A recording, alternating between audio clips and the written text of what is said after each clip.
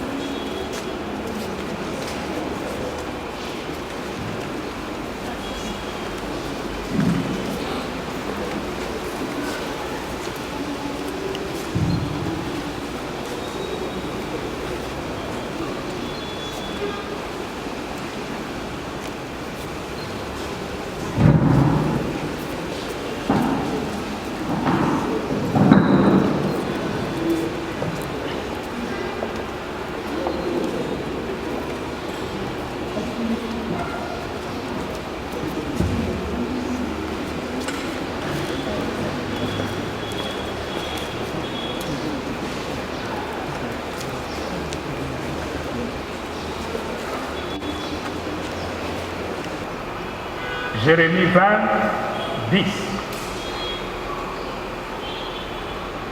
Vous ressemblez un peu à Jésus dans l'Évangile face à ses contradicteurs parce que son message de vérité les dérange.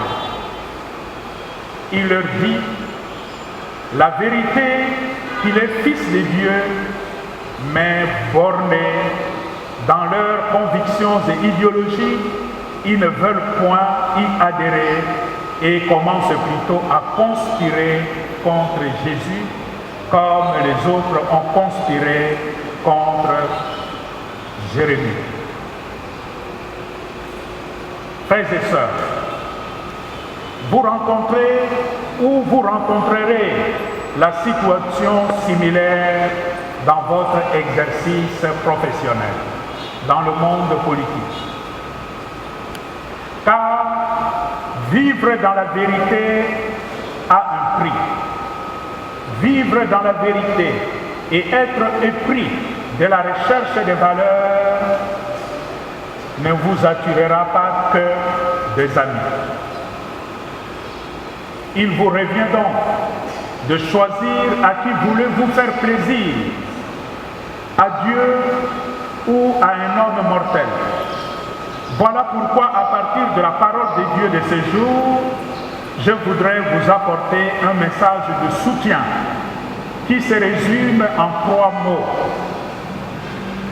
Comme le disait le pape Jean-Paul II, n'ayez pas peur. Ayez confiance plutôt en Dieu et produisez de bonnes œuvres. Premièrement, n'ayez pas peur.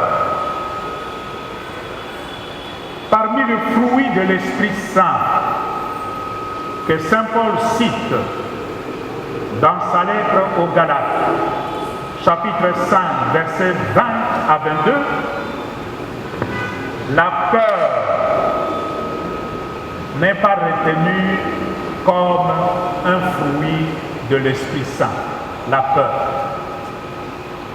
Et Saint Paul avertit son fils Timothée en lui disant, l'esprit que Dieu nous a donné n'est pas un esprit de timidité, mais un esprit de force, amour et maîtrise de soi. Donc, ne rougis pas du martyre de notre Seigneur, ni de moi, quand je suis en prison pour lui. Sois capable de souffrir pour l'Évangile avec la force de Dieu. 2 Timothée 1, 7 à 8.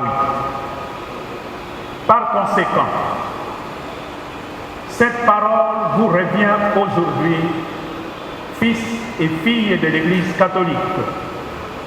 N'ayez pas peur de servir le bien et la vérité, nonobstant les menaces et le complot de votre entourage. Deuxièmement, ayez confiance en Dieu. C'est l'attitude du prophète, surtout le prophète Jérémie, comme nous avons entendu aujourd'hui.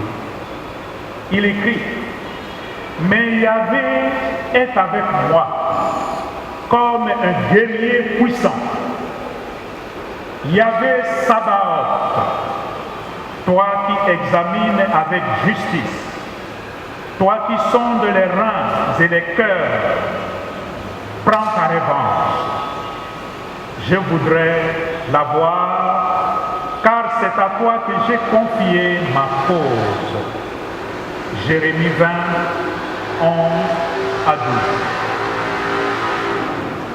C'est la même attitude que je voudrais vous recommander, même au milieu de l'adversité, même quand vous aurez l'impression que votre monde, le monde autour de vous-même s'écroule, personne ne vous soutient,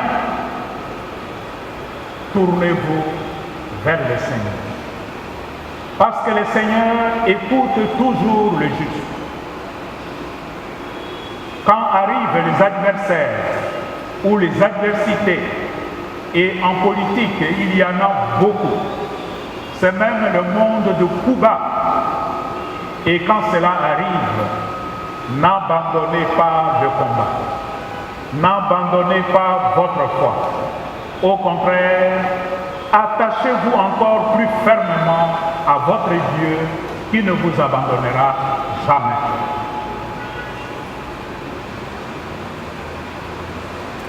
Troisième chose, rayonnez par vos bonnes œuvres. C'est en ces termes que le Christ s'identifie dans l'évangile d'aujourd'hui. Il écrit, il dit, « Je suis fils de Dieu » en répondant à ses adversaires qui voulaient savoir qui il était. Il leur répond, « Je suis fils de Dieu. Si je ne fais pas les œuvres de mon Père, ne me croyez pas. Mais quand bien même vous ne me croyez pas, croyez au moins à mes œuvres. Jean 10, 36 à 38.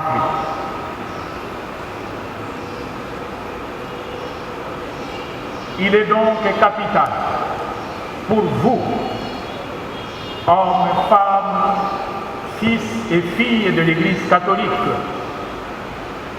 il est capital qu'on vous reconnaisse pas seulement par votre appartenance à tel ou tel regroupement sociopolitique, mais qu'on vous reconnaisse par vos bonnes œuvres, les bonnes œuvres qui parlent en votre faveur et qui témoignent pour vous. C'est ce que nous avons appelé tout à l'heure la cohérence chrétienne et le devoir des bonnes œuvres. Je salue et encourage nombreux d'entre vous qui ont des initiatives dans ce sens ou qui encouragent des initiatives allant dans ce sens, par exemple des écoles, des centres de santé, des activités qui profitent directement à la population et qui soulagent réellement ceux de nos frères et sœurs qui souffrent et que vous servez et qui comptent beaucoup sur vous, sur votre engagement. Fort du contexte sociopolitique de notre pays qui est devenu très dur et difficile, je voudrais vous rassurer de ma proximité et de mon soutien pastoral et paternel. Puisse la Vierge Marie intercéder en votre faveur pour un témoignage de qualité en contexte socio-politique.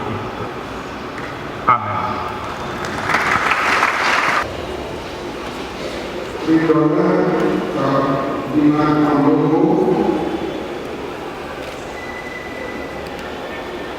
Monsieur les abbés,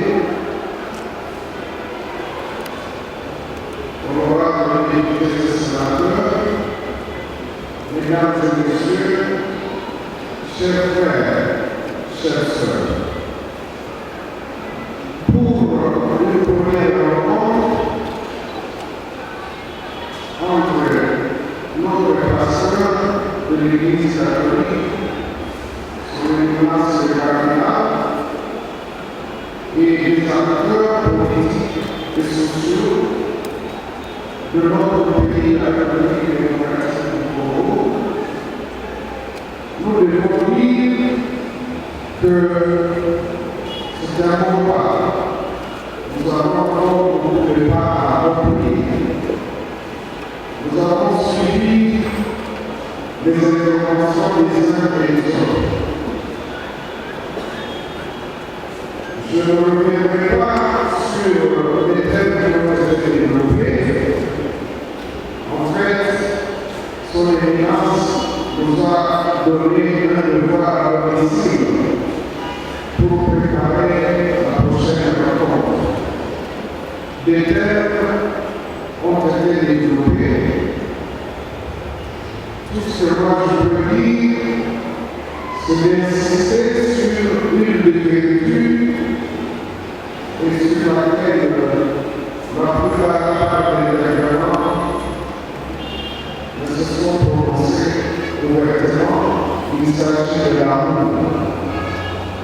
L'amour du prochain, l'amour du pays. Je pense que si nous étions tous alignés de l'amour, nous ferions encore mieux et davantage pour notre pays et pour notre peuple. Nous sommes devenus la risée du monde. Pourtant, nous sommes un pays envié par tout le monde. Ceci nous interpelle et devrait à tout moment guider nos actions en tant que chrétiens catholiques. C'est vrai que nous parlons, très souvent, nous évoquons les vertus catholiques, mais dans notre agir, très souvent, nous faisons autre chose. Et je pense que le moment est venu de nous répartir. Le 26 septembre 2020, en l'esplanade de la Foire internationale de Kinshasa, nous avons dit que nous reconnaissons que nous avons fait beaucoup de mal à notre pays, à notre peuple, et qu'il fallait que nous puissions le repentir collectivement, individuellement et collectivement. Ceci doit être pris au sérieux. Pourquoi je le dis? Parce que très souvent, nous sommes en train à donner des leçons. Mais dans notre agir, nous faisons juste le contraire de ce qu'on attend de nous. Nous, chrétiens catholiques,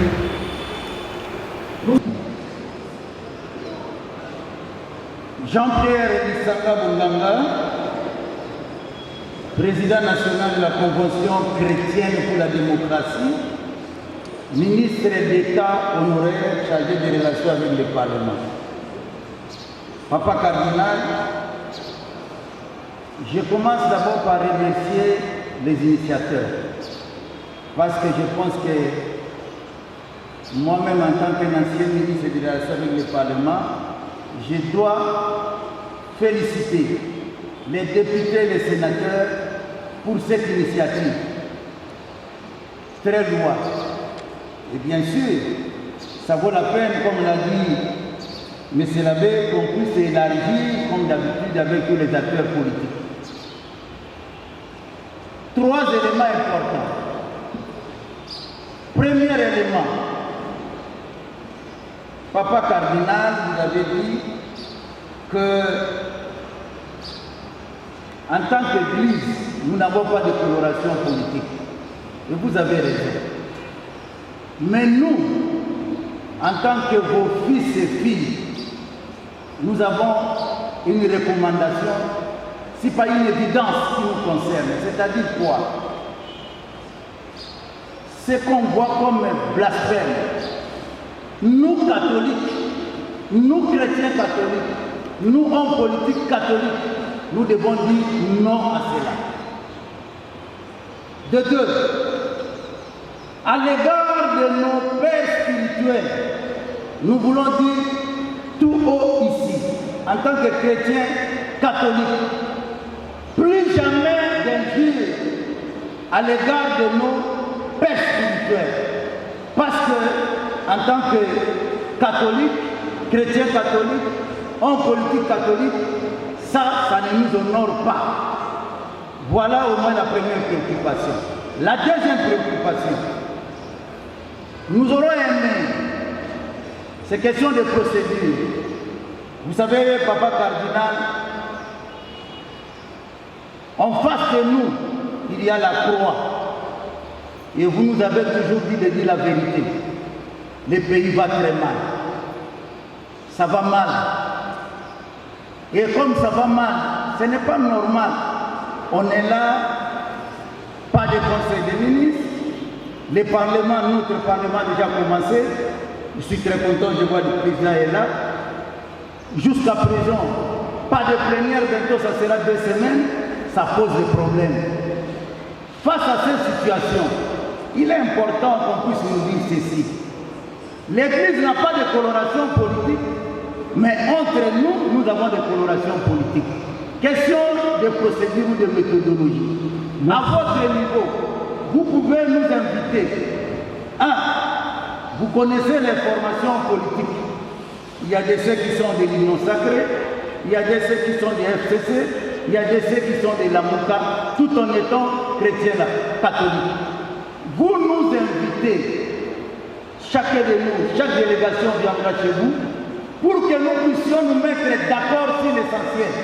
Pour qu'on ne voit pas les catholiques au niveau de la télévision avec des divergences qui ne nous honorent pas. Merci. On se met d'accord sur l'essentiel. Je pense qu'à ce moment-là, nous aurons fait œuvre utile. Au lieu de nous ramener dans la rue, nous serons obligés de voir des marches pour rien au moment où vous êtes là et vous avez pris une bonne initiative. Merci beaucoup. Merci bien, merci. Nous rappelons que la SENCO nous avait facilité pour avoir un accord. Et cet accord, son éminence est là, avait défavorisé une partie de ces chrétiens.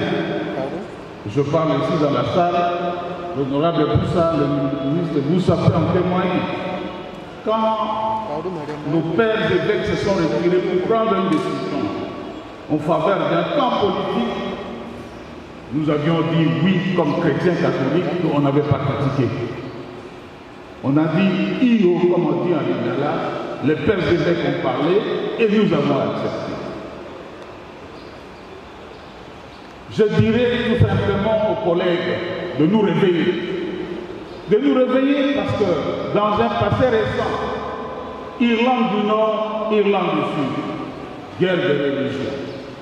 Dans un passé récent, Charlie Hebdo à Paris, parce que les musulmans ont refusé qu'on puisse s'attaquer à leur père spirituel. Qu'est-ce que nous attendons? C'est vrai, nous sommes des chrétiens, nous suivons ce qu'a dit le père François d'Assise. Un chrétien, c'est celui qui apporte la lumière là où il y a les ténèbres. C'est peut-être ce qui caractérise tous les chrétiens. Mais ne devons pas oublier que la Bible nous dit, et j'ai des références, Romains 14, 4. La Bible est sévère avec nous. Qui es-tu? Qui es-tu, toi? Qui es-tu pour juger les serviteurs de Dieu? Nous ne pouvons plus accepter cela en tant que catholiques. Je dis, je vous remercie.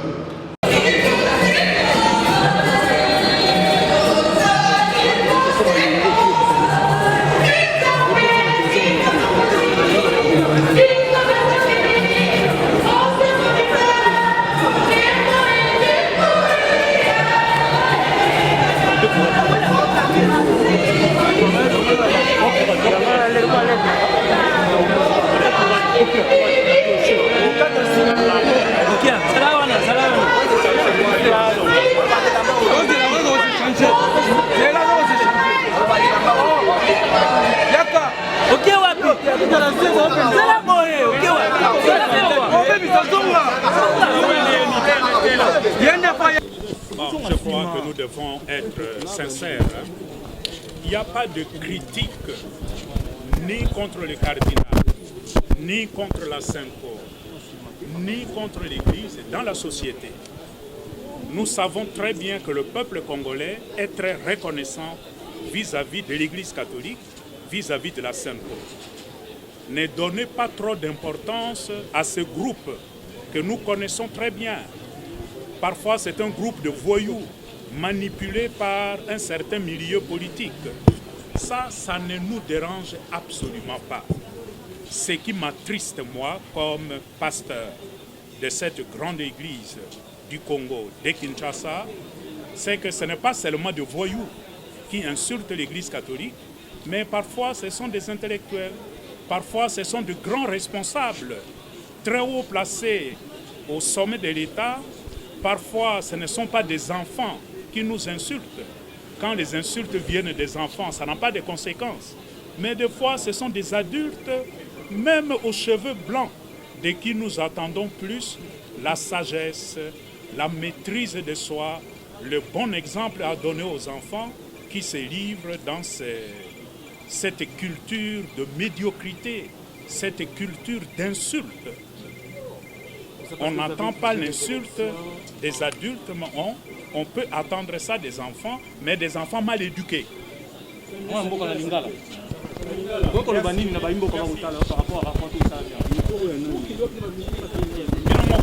Omoni touti kokutana na bandeko babiso ba Kristo ba katoliko ekoki mpe kozala bakristo basusu basambelaka na biso te kasi baye mpo te tokabola makanisi ma biso lelo mpona kotala boni tokoki kosala biso bakristo katoliko na domaine ya politike.